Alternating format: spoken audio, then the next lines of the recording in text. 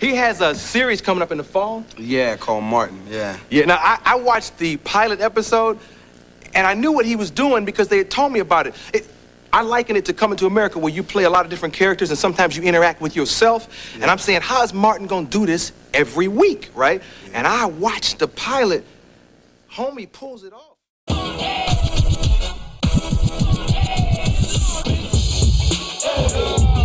In 1992, a television show debuted that would change TV comedy forever. Set in Detroit, Michigan, this TV sitcom starring stand-up comedian Martin Lawrence, actors Tisha Campbell, Tashina Arnold, Carl Anthony Payne, and Thomas Ford would go on to become a treasured source of entertainment for many of us. Remember the time when laughter filled our living rooms? When sitcoms were more than just TV shows? They were a part of our weekly lives? Well, welcome to a journey back to 1992, when this sitcom made us all double over with laughter and charm, and keeps us laughing even now. This is the story of Martin.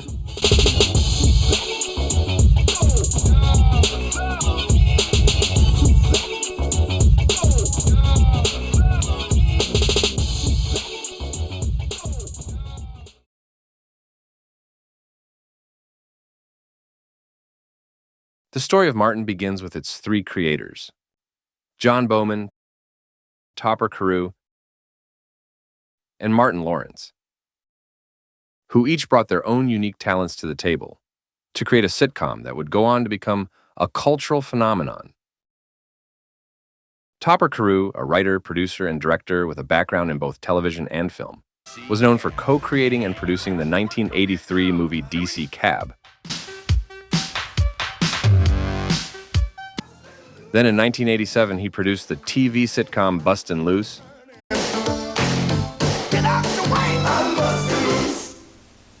and also the 1989 TV sitcom Homeroom.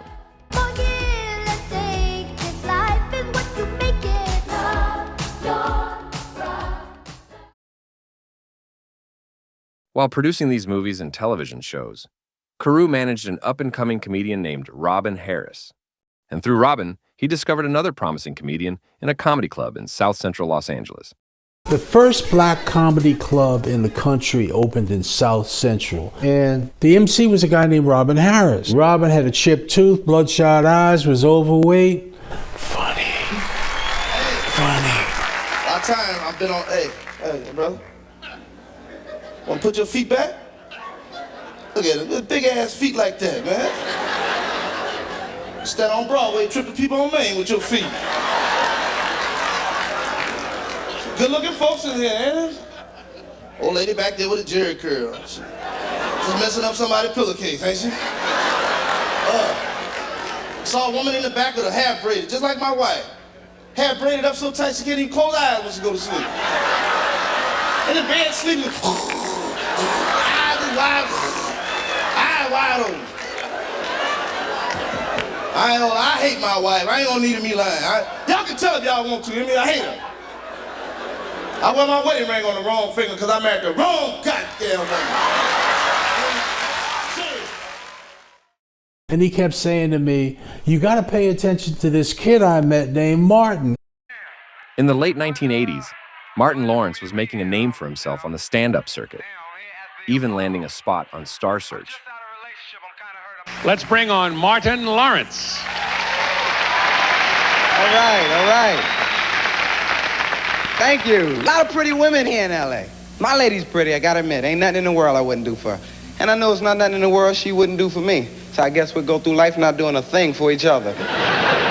But I'm at that age now, realizing men in relationships, we get hurt. But we hate to let women know we're hurt. I know one relationship I was in, I told my lady, I said, I'm a man. I tried my facial expression and everything. I said, I'm a man. I got things I want to do. If you don't like it, you pack your stuff and you get out. But once she leave, it was a different story. Because I'm a man. Wait a minute, please. Right? And it's wild. But despite his talent, a major setback came when his talent agency dropped him. For a young comic struggling to break through, it could have ended the dream right there. But Topper Carew saw what others overlooked in Martin. Carew saw not only Martin's passion and belief in himself, but also his special talent of bringing everyday characters to life.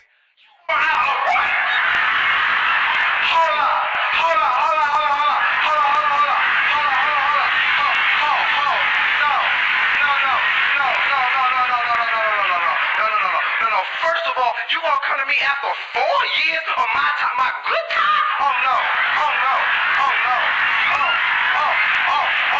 I can't believe you. I cannot believe you. 4 years, 4 years. You could have told me this within 1 year. 1 year, I have 3 years to find somebody else. With just a shift in voice or body language, Lawrence could transform himself entirely, bringing whole new personalities to life. Not the same way though, right? I know women they get their head going and everything, especially black women. They just get that head going. You can tell when they're upset. Because you can't even tell a black woman, honey, I'm going out. They say, oh, you getting ready to go out without me? Well, let me tell you something, Mr. Go Out Man. That's why you can't hit black women, man. You can't get to that head. Whoa. Don't you hit me. Don't you.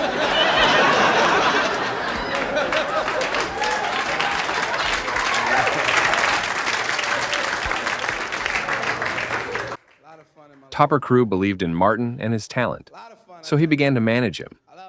And soon, he helped Lawrence land his very first movie role.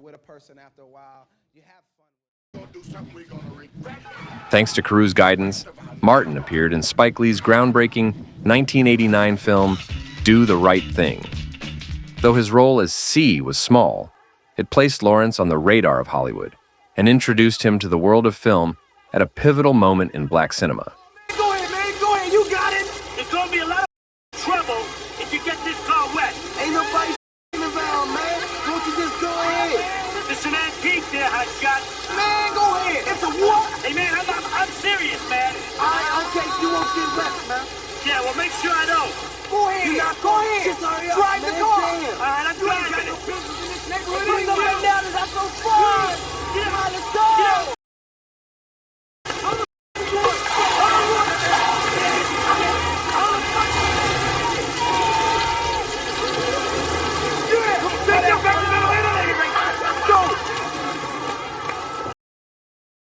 Then in 1990, he teamed up with hip-hop duo Kid and Play and Robin Harris for the hit comedy House Party. I'll run this stuff over to my crib and be right back for you. Be right back. In House Party, Martin portrayed Bilal, a loud, fast-talking, hyper-confident character, which played well with the laid-back, cool energy of Kid and Play. Martin was a complete accident, man. He got hot because of the House Party movies. Because he was the DJ. He was the DJ. Yes. Robin Harris was the dad. And he was the dad. It was a whole clique. Yeah. Then in the following year, 1991, Martin returned with a prominent role in the sequel, House Party 2. Be loves in the house. Hook me up. Hook me up. These films cemented Martin as a fresh comedic voice, with deep ties to the hip-hop culture. Even in ensemble scenes, he demanded attention through his sheer energy. His comedy felt improvisational and raw, and this style resonated with younger audiences, particularly those immersed in hip-hop culture, because it reflected the sound, swagger, and bravado of the era.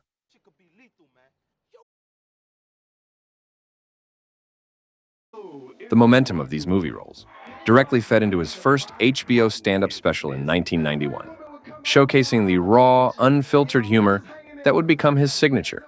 Martin's coming on HBO. Only white people could do that, though. Black women would have walked in that house. Ah!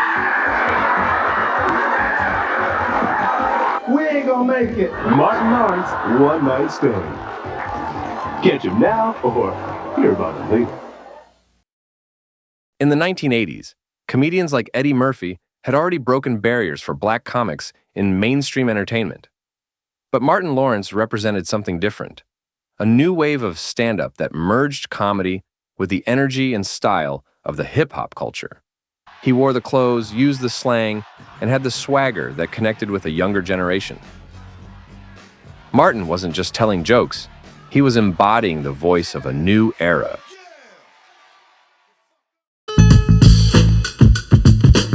In the following year of 1992, Martin was cast in the film Boomerang, starring Eddie Murphy. It's more than sex with this girl. I dig her, you know, her spirit and her mind and everything. She's bad. She could be Miss Graham. Oh, yeah? You think I'm joking? She's that bad, man. Casting Martin opposite of Eddie Murphy in Boomerang was a deliberate move. Murphy didn't just surround himself with safe or secondary talent, He placed Lawrence in scenes where his intensity and comedic rhythm could stand toe-to-toe with his own. Lawrence's role as Tyler, a loud, reckless, and brutally honest character, contrasted with Murphy's smoother, more controlled Marcus, creating a dynamic that felt less like mentor and student and more like equals, operating in different comedic lanes. I mean, what's he think? You gonna take the jacket, wear it, stank it all up to be damned, and then, like, give it back to him? I mean, we can't get over this. There's a certain group of people, just a natural fear of black people. They're programmed, you know, like, watch. Ah! See how frightened he was? Just from a black man screaming now at him? He thought it was the end of the war. Working alongside one of his heroes was a dream come true for Martin.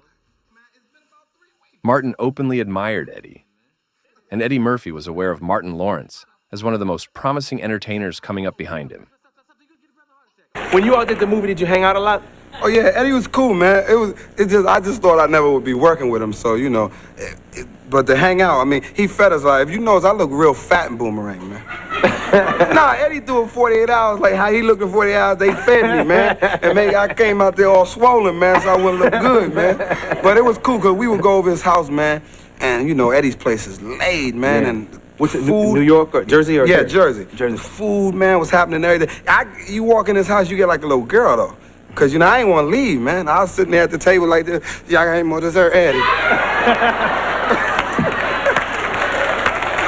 You don't take a girl up there? Man, I ain't taking no girl to Eddie's house. Why? How am I going to take a girl to Eddie's house? This man got a bowling alley. He got a music studio. Hey, how you going to leave? You going to take a girl to Eddie's house and then go back to your apartment.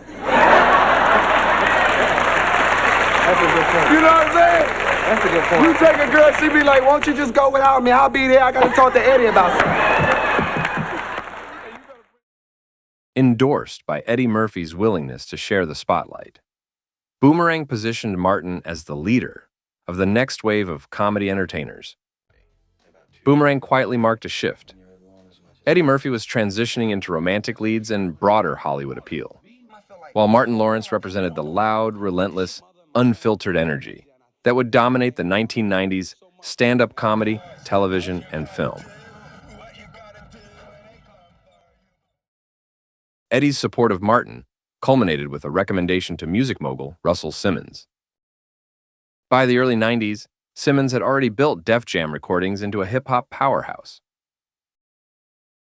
But while touring and spending countless nights in comedy clubs, Russell Simmons started to notice a glaring disconnect between what was happening on stage and what America was seeing on television. In black clubs and urban rooms, stand-up comedians were destroying it. Sharp, fearless, culturally fluent, and commanding audiences night after night.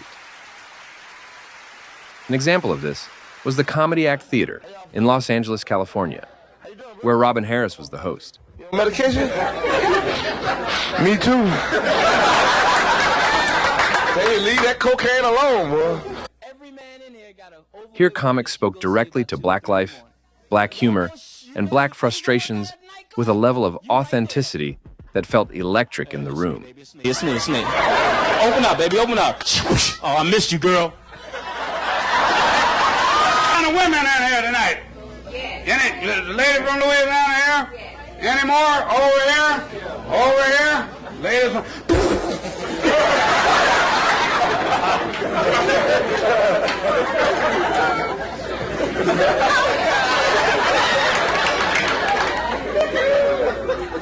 We're safe now, fellas. I've neutralized the hoodoo. In clubs like these, the laughter was loud, and the talent was undeniable.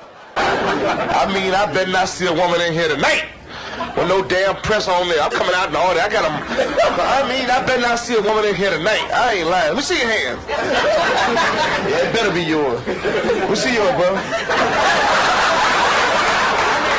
Find a woman in here how you doing, brother? With the hole in your natural, what's going on? You must be a mechanic, huh? Look at this brother, got on a tie like he got a job. He got a job looking for one. Been out of work so long, forgot what kind of work he out of. What's going on, man? Look like Floyd Patterson. Ding, ding. What's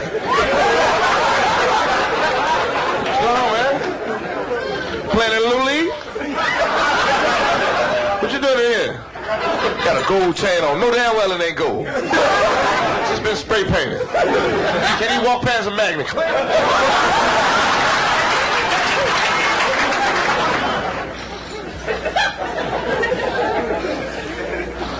What's up, man?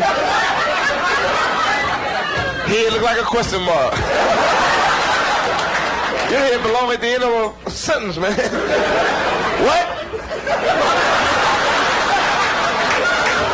Hi, baby, how you doing? You sure looking good. Don't worry, I ain't gonna say nothing about you.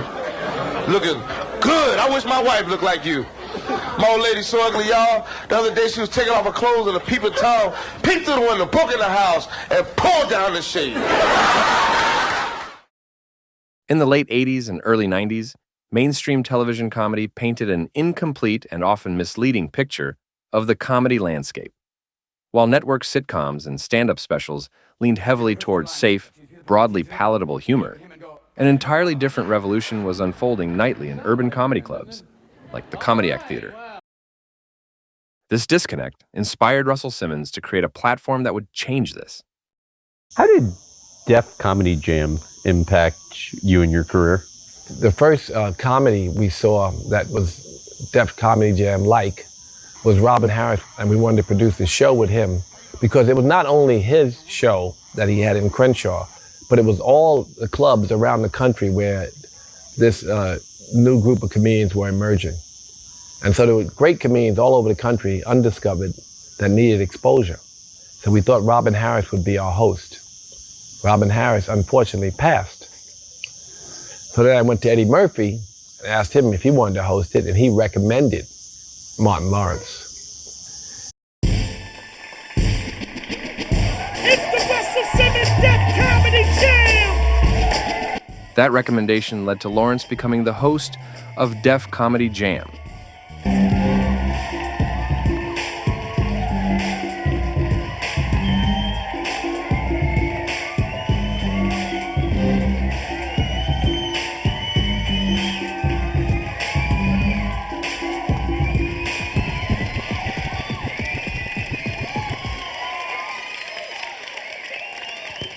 Thank you. Imagine if Michael Jackson was from the projects. Def Comedy Jam presented comedy the way 90s hip-hop was. Raw, loud, and unapologetic. The stage, the music cues, and the audience made stand-up feel like a live hip-hop show.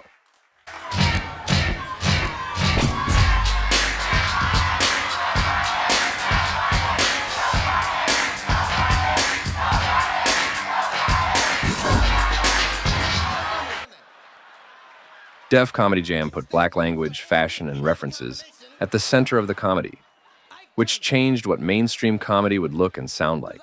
The king of the woman beaters till OJ took his title. The show became a career accelerant, turning comedy club killers into household names.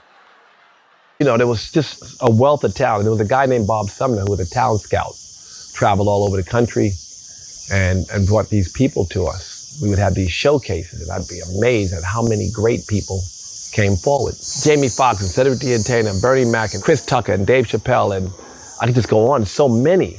Kevin Hart, and just so many. Tiffany Haddish, and all of these guys, Steve Harvey. Did I say Steve Harvey? There's so many that became giant stars after one performance on Def Comedy, because it was timing. It was, these people needed their exposure, and once people got a taste of it, and it became a cultural phenomenon, not just the comedy show that we produced, but the comedy, the thirst for it grew as there's so many talented people that were just driving the marketplace. And on Def Comedy Jam, there was no talent driving the market more than Martin Lawrence. How you doing? That's a lot of hair weave, baby, you know that. There's a bald horse in Central Park.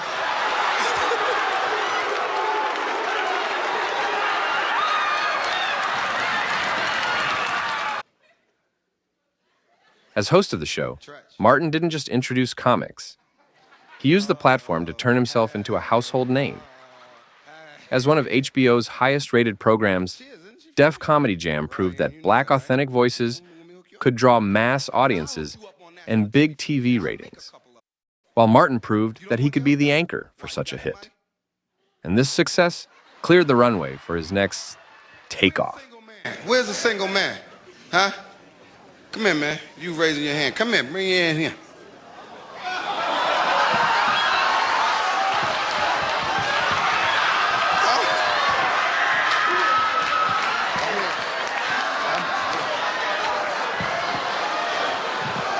I'll make a couple. She like, why are you doing this? Cuz you ain't got nobody and I want you to settle in. All right? Now, ain't no fighting. Hold on. Come on. Okay. Now, you have an opportunity to say something to this nice, beautiful sister. What would you say, bruh?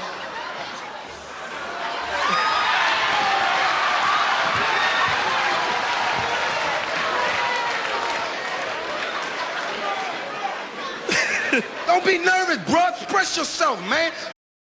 Shit, man. My name is Apprentice. Hey, listen, he rapping. Shit, come on. Yo, man, these couple might get married. Y'all don't know. I might start it. My name is Apprentice, and I think you're a very attractive lady, and I'd like to get to know you.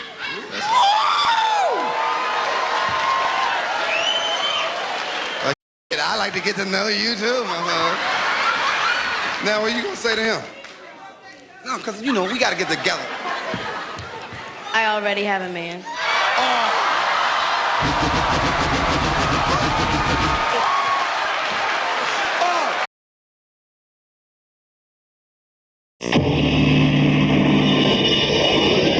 Get ready to laugh with today's hottest young black comics on an all-new Russell Simmons Def Comedy Jam. Next on HBO. Viewer discretion advised.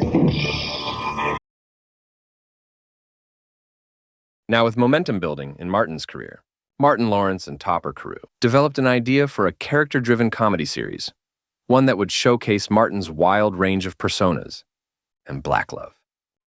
When we got in a position to make a deal for Martin, the idea, and we made a great deal for him.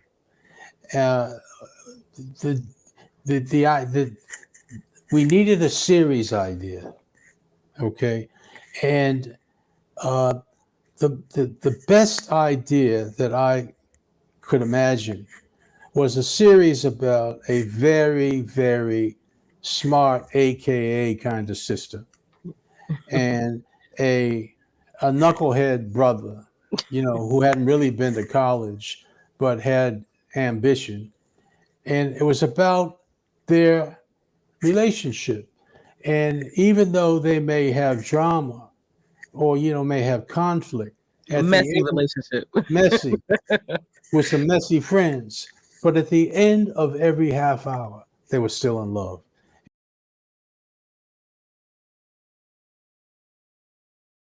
By the late 80s, John Bowman, a Harvard graduate, was already making his mark in the world of television as a writer and producer. He had been a writer on the show Saturday Night Live. And the Emmy goes to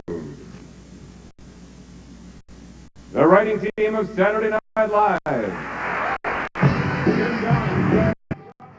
And in his only season with the show, he shared a 1989 Emmy Award with the rest of the show's writing staff. Well, I was there in the late 80s, and it was, we had a great cast, John Lovitz, Phil Hartman, Dana Carvey, Mike Myers, Kevin Nealon, and we had a great writing staff. We had Senator Al Franken, Jim Downey, Conan O'Brien was a writer there. Bob Odenkirk from Better Call Saul was a writer there. He was my roommate. When I came there, the first thing that we did was write for the Dukakis Bush debates. And those got really famous right away. So for me, and it was my first job, it was intoxicating. I could never capture that particular mood or moment again. And you'd have the Rolling Stones there, doing a sound mix in a studio. People you'd never be. I could never afford a ticket before that. Now I could hear them for free and by myself.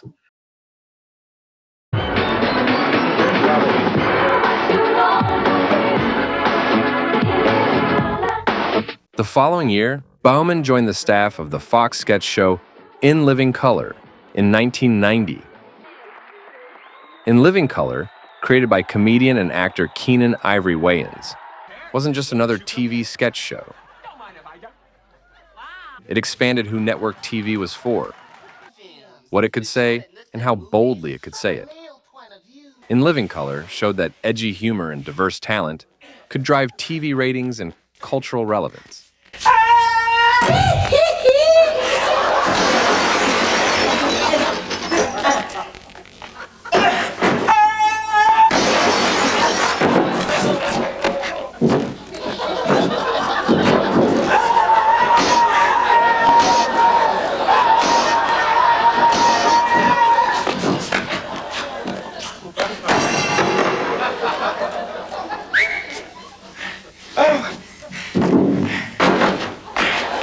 Officer, maybe you can tell me, am I black or white?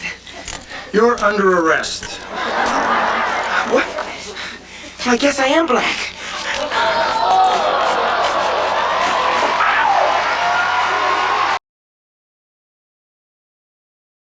Bowman's experience and skill in comedy writing and sketch comedy, honed on shows like Saturday Night Live and In Living Color, would eventually be crucial in shaping the humor of the TV show that Martin Lawrence and Topper Carew had in development. Together, Martin and Topper pitched the concept of a TV show starring Martin Lawrence to television networks. HBO agreed to produce the pilot, and soon after, Fox, looking to expand its reach to the urban audience, greenlit the series.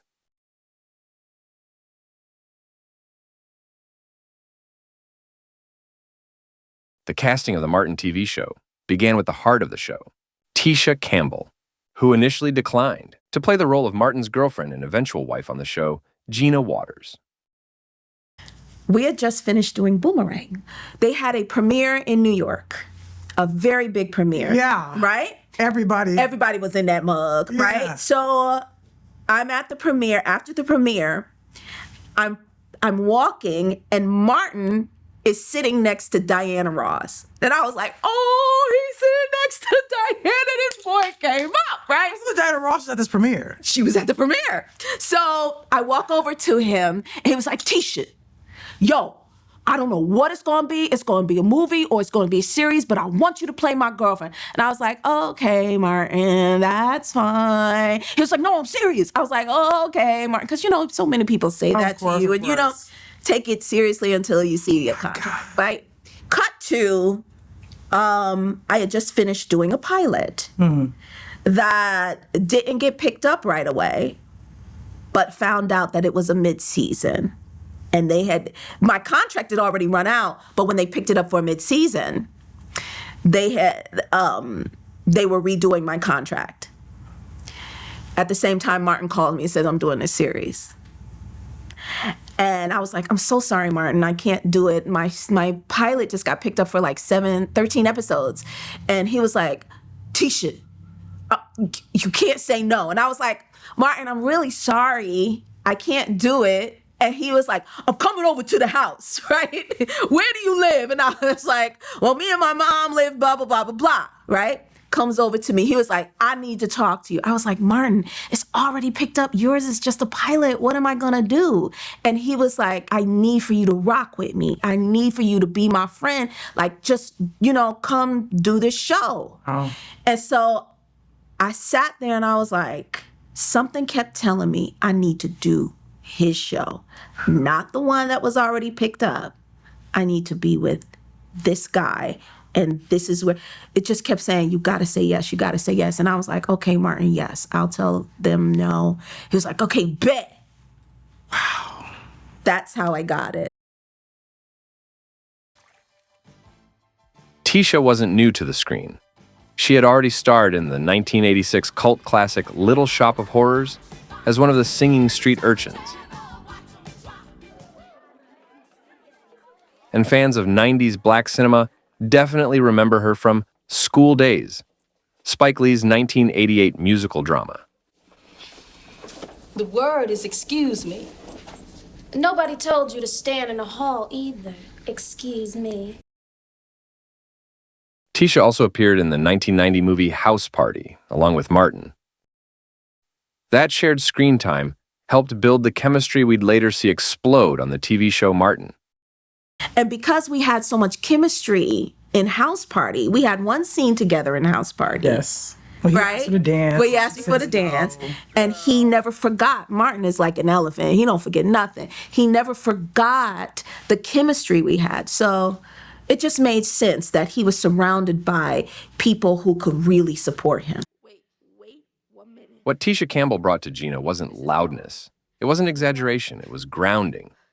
Gina felt real because Tisha played her like a real woman living in that moment. In an era where sitcom women were often written as one-note love interests, comic relief, or overly idealized. Gina Waters stood apart. She was career-focused, emotionally expressive, assertive without being cold, feminine without being passive.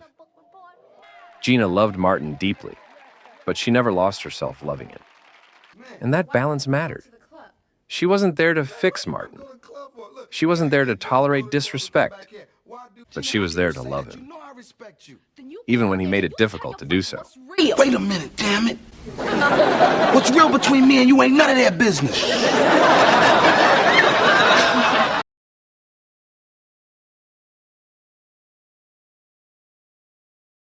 As the show was coming together in early development, the producers knew one thing for certain. Martin Lawrence's character would need a counterpart, someone to balance the chaos, a voice of reason in a world of wild characters, a best friend. Enter Thomas Ford. Before joining the cast of Martin, Ford had been steadily working in the movie industry. He appeared in the films Q and A, Across the Tracks, The Butcher's Wife, Brain Donors, and most notably, Harlem Nights.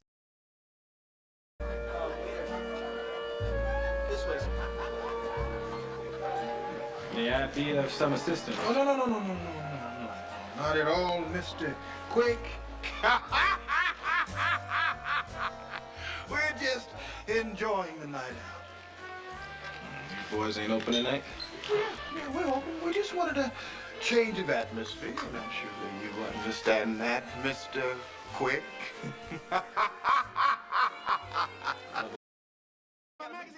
What set Ford apart wasn't an over-the-top personality.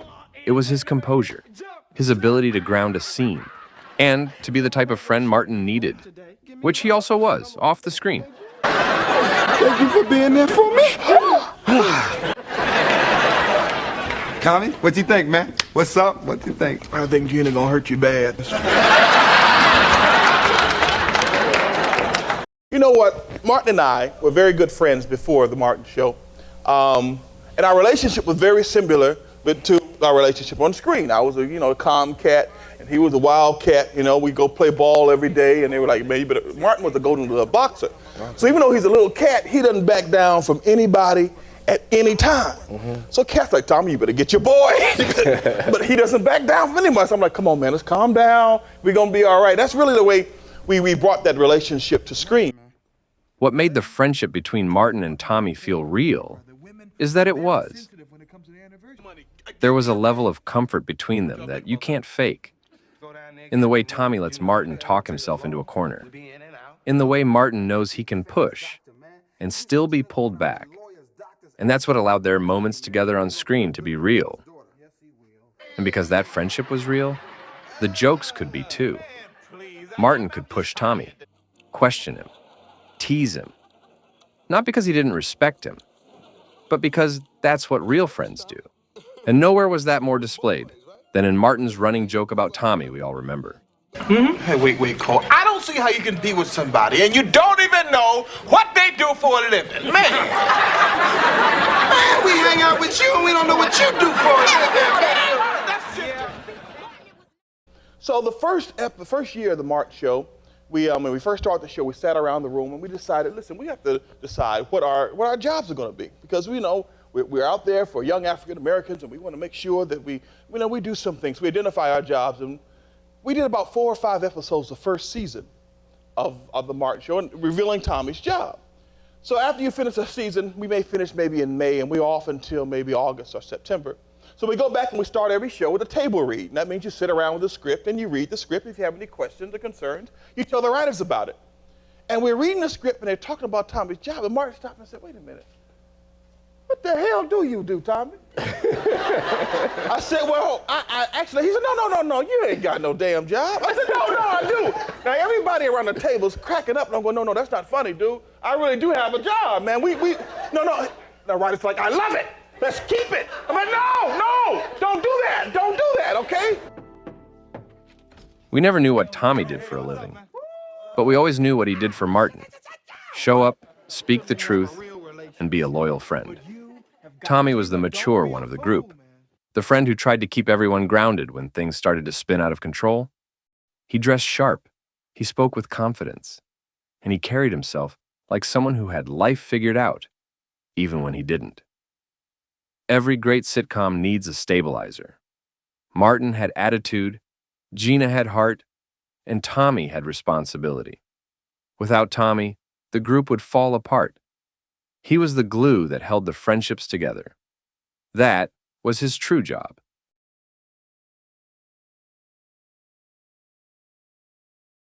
Now the show had its loyal friend in Tommy, its loving companion in Gina. But every classic sitcom needs one more ingredient: the bold personality, the sharp tongue, the character who shakes up the group dynamic. That's where Tashina Arnold came in, as Pam. Long before audiences knew her as Pam, Tashina Arnold had already spent years building her skills in both television and film. In 1986, she appeared with Tisha Campbell in the movie Little Shop of Horrors, where she learned how to mix performance, humor, and personality in a big, expressive way.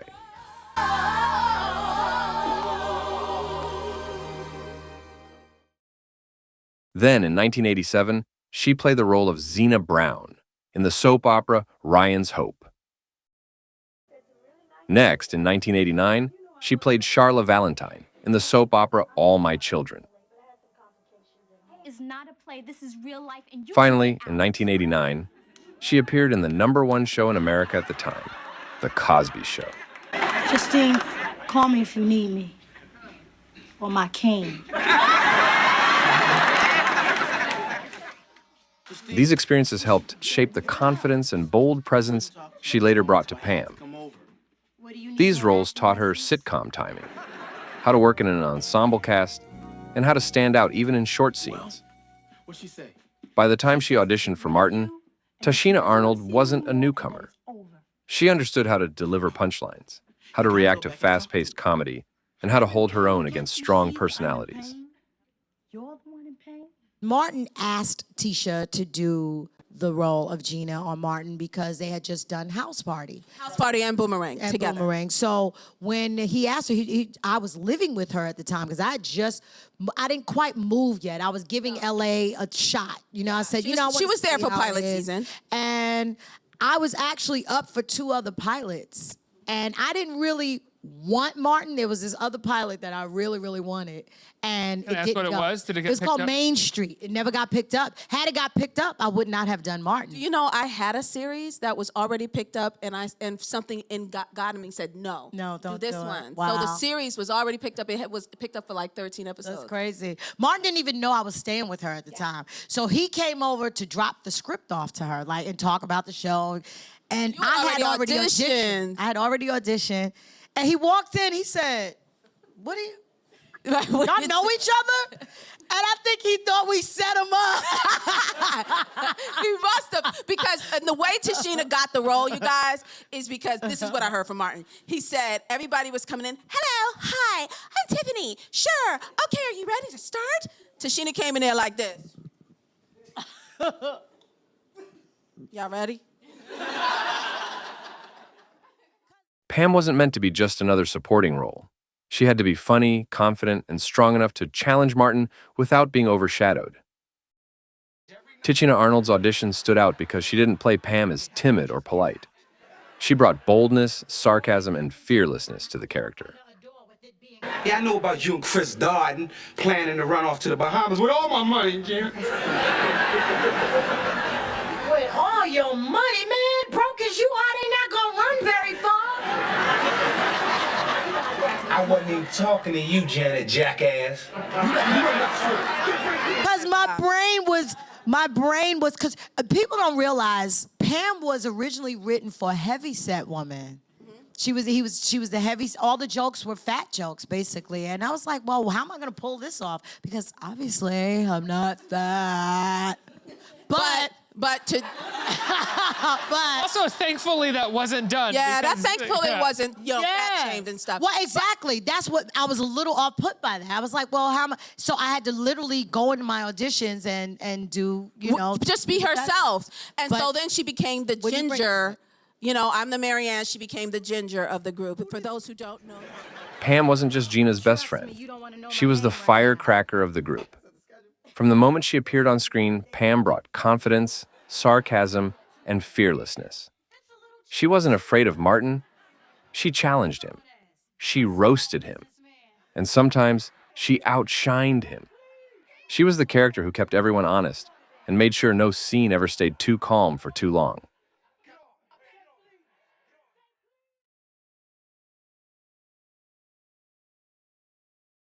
Now, every cast of Friends has that one person with the biggest heart but the wildest logic, and they're absolutely clueless. On Martin, that honor belonged to Cole Brown, played by actor Carl Anthony Payne.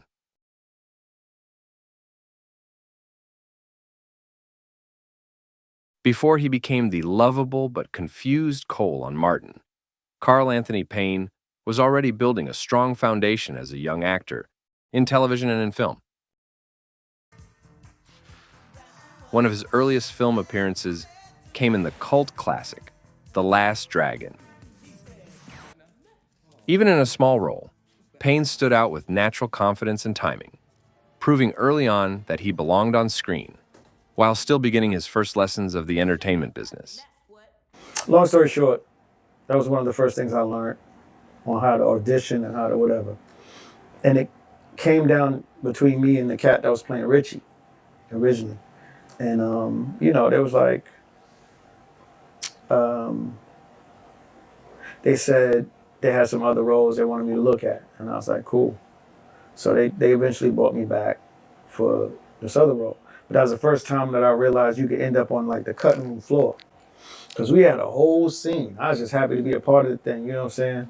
And we had a whole scene going on. And you see the movie and everything is going before that. And then now you just see me helping him out the trash can, like, you all right, Mitch? I don't even know if that made it. It's like in the background. Right. I think you see my mouth moving, but you don't see the words coming out. Right. But that was the first time I learned, like, yo, you can end up on the cutting room floor. A lot of people in the movie were related. And then you'd be like, oh, so they got the job. Oh, that's called nepotism. Okay. Stuff like that. But that was also my first experience, like, doing a movie. And that was the first time my name was on the screen, on the big screen. So my mom was happy. That's fire. He then moved into dramatic television with roles on shows like 30-something. Any questions? Yes. Yes. By employing such phrases as existential exploration, if you will, aren't you attempting to boost your own ego? No, I'm referring to your lack of tenure, your lack of ambition. The fact that you've never even met Charles Barkley. What?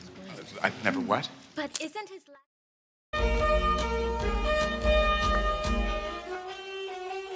And Payne had appearances on the hit 90s TV show Quantum Leap. Flood? Oh. Sure thing. It's true. It's true. Yes, it is. Town of Tallulah. Dr. Beaumont went a little heavy on the silver iodide, but time the storm was done, you couldn't tell Main Street from the Mississippi. Who's your friend? friend. Oh, Clinton Levering. Clinton Levering. Yes. Proud to be an assistant and apprentice to your son here, Dr. Beaumont.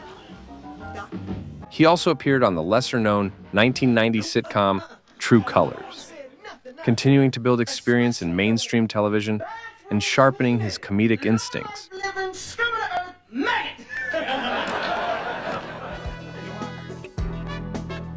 But the role that truly introduced him to a wide audience was his unforgettable character Cockroach on The Cosby Show. Cockroach was Theo Huxtable's best friend, loud, reckless, funny, and always full of schemes. Cockroach wasn't just a side character. He became a fan favorite. What made Cockroach special was that Payne didn't play him as just a troublemaker. He gave him personality, swagger, and vulnerability. You could laugh at him, but you could also believe him. And this role became the blueprint for what he would later bring to Cole Brown. Guys, come on, I got to get back inside. I need a decision. Cockroach, go ahead. Okay, see you.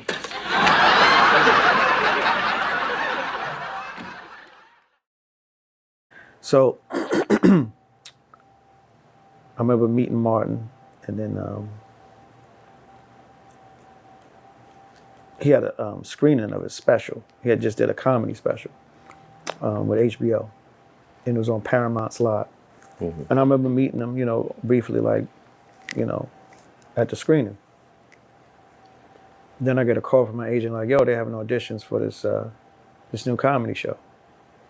I was like, okay, what's it called? And it's called Martin. I was like, just one word, like just Martin. She's like, yeah. I was like, okay. And they were like, yeah, some comedian named Martin Lawrence. I was like, oh, Dragon Breath from House Party. Right. Yeah, right. Because that's what I remembered. You know what I'm saying?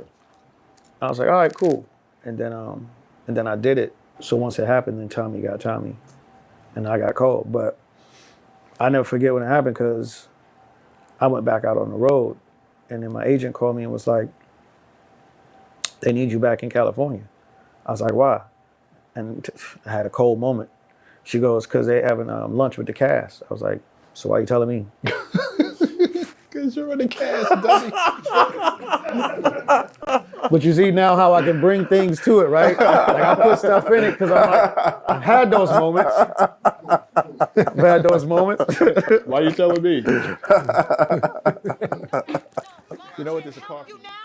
When Carl Anthony Payne stepped into the role of Cole on Martin, he was bringing years of experience that quietly shaped one of the show's most beloved characters. By the time Payne auditioned for Martin, he had already proven he could move comfortably between drama and comedy, and that background mattered. Cole wasn't funny just because of what he said. He was funny because of how he thought and how he reacted. Cole was wide-eyed and sincere, and that sincerity is what made Cole work. Cole became the lovable one of the cast. He wasn't the smartest. He wasn't the smoothest. He definitely wasn't the most put together. But he was honest. In a show built on big personalities and sharp insults, Cole was the one to soften the energy and humanize the group. His character never felt fake, never felt forced, never felt like a punchline chasing laughs. He was natural. At times, he did the wrong thing and said the wrong thing, but he meant it all in the right way. He was just Cole.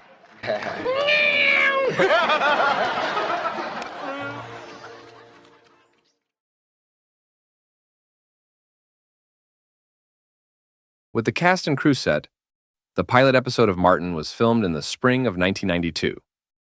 Then, in the summer of '92, after the pilot was approved and picked up by Fox, additional episodes entered production in a unique style. And then, because I'd been to MIT and been to architectural school, I began to think about the production methodology for the series. So everybody was doing their thing from Monday to Friday. I was doing mine first day of when we bring the script to the table was on Wednesday, which meant that I had Saturday and Sunday as additional writing days, having had a rehearsal on Friday. so we could rewrite. And then on Monday and Tuesday, Monday we would have a dress rehearsal in front of an audience. Now the shows in LA typically get their audiences from the tourist traffic that's on Hollywood Boulevard. And those could be people from Iowa, they could be people from Norway, and I would get my audiences from Compton, bust them in. And if you ain't funny, they gonna harm you. Okay, they gonna hurt you. Why was I busted here for a non-funny Yeah, joke? they're gonna talk about you. They're gonna insult you.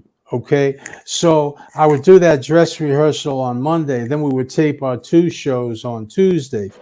Same thing. Tuesday live audience, Compton. Okay, that work's done. Audience leaves, cast goes to dinner, writers are rewriting. New audience from Compton comes in, tape another show, and then we hold the actors in case we need to do any retakes. But the measure of success was determined by the audience that we want to love the show.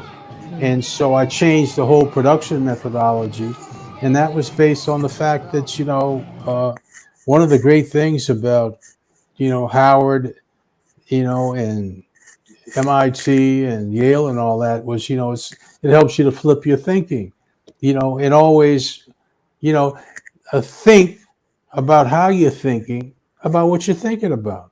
And so you always get a different result. So by simply changing the production methodology, we were making the comedy more bulletproof. And if we didn't laugh, it wasn't funny. But we was like, when I tell you, if you were around on Martin days and on that set, all the funny really happened when those cameras weren't rolling. When I tell you we were cold, it was bad. Like the way we used to crack. We used to crack to hurt you. I'm going to take you down. You're not going to say another joke for a whole week. I'm going to shut you up a whole week. So that's how it was. I mean, just we had a blast. And so Martin and I ended up, because he said something to me often, like when we weren't even working. I was like, and I cracked back at him, and he looked, and I was like, yeah, you didn't think I'm not just an actor. You got me all the way messed up. Anything he and I did off the set, it would be in the script. Right. And then, once the cameras start rolling with him, you don't know what the hell's gonna come out of his mouth. So I just be waiting for it. I'm like, oh, I'm gonna get him. I'm gonna get him. So It was like, oh God. I was like, oh, I hate him. Because we purposely would try to make each other laugh. Who could top who, right? Right. At this time, he killing us right now. He got the dog. He on the table. Tommy was the worst. Tommy could never keep it together. It didn't matter what was going on. And you could hear Tommy.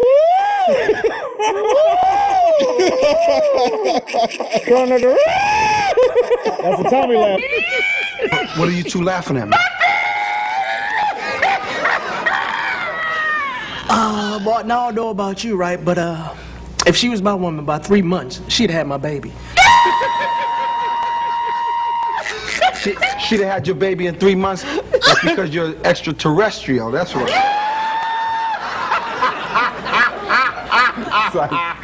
Even when you see other scenes, but you hear how he in the scene, but because of the way we do it, we watching scenes. We didn't want to go to our room. We watching when he's doing a different character and all of this. We over there laughing. I'm trying to keep it together.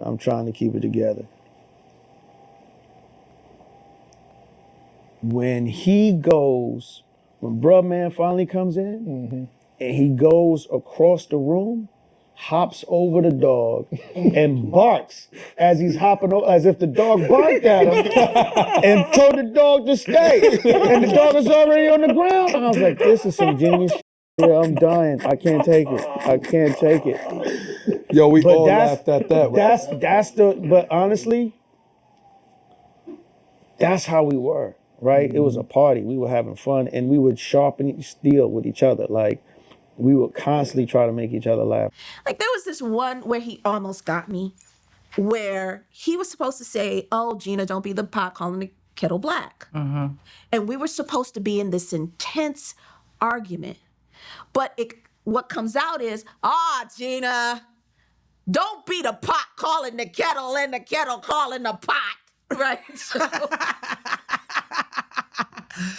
And you can see my eyes go.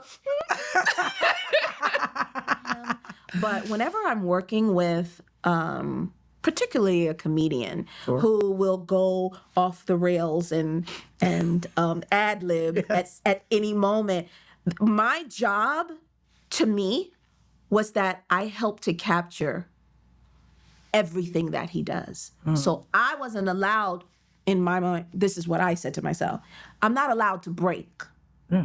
I don't want to break, because if I break, if I laugh in the scene, then we could lose some of his magic. We had to capture his magic because he's magical on scene. The thing about Martin.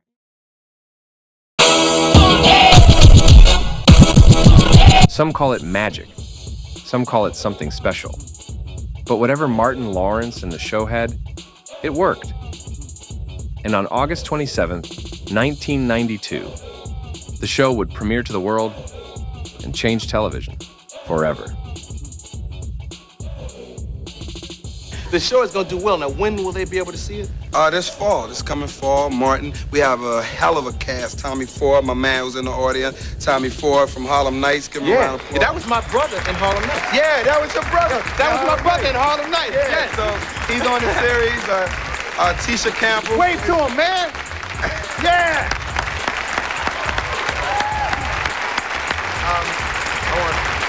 Tisha Campbell plays my girlfriend, Tashina Arnold from Ryan's Hope and All My Children, and Carl Payne from, who used to play Cockroach on Cosby. So we got a hell of a cast, man. We looking to have fun and make you laugh. Every week is fresh, and we coming at you.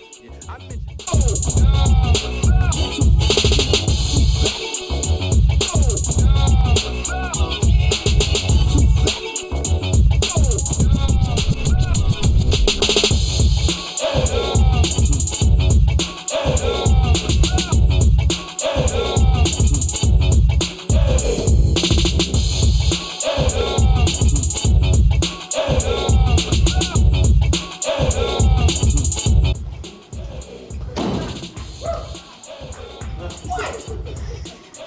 I do now, Gina? Oh, baby. This is love thing I found.